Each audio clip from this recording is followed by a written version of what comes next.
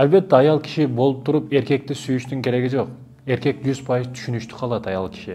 Эркекте кыйынчылыктар болот, өйдө ылдый маселелер өтө көп болот, ошондуктан эркек сүйүүгө анча деле кызыкпайт. Эркекти түшүнө билген аял болсо, эркек киши 100% аны сүйөт, ага махабат берет, мээрим берет.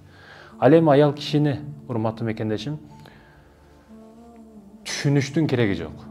Себеби аял киши кээде өзүн өзү дагы түшүнбөйт. Ошондуктан да биз жактарда тоок, ме, бепам, бепаш деп ошондой ар кандай сөздөрдү айтып коет да. Себеби аял киши көп учурда өзүн өзү дагы түшүнбөй калат. Кээде отуруп бош калса эле күйөөсү тууралуу ойлоно берет.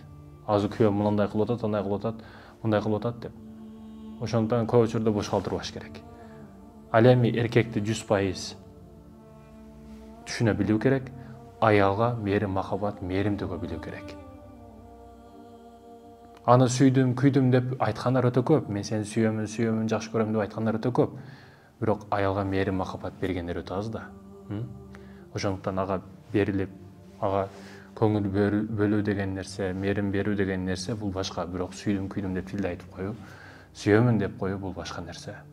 Ошондуктан аялды 100% мээрим, махабат, сүйүү деген нерселерди бере билүү керек.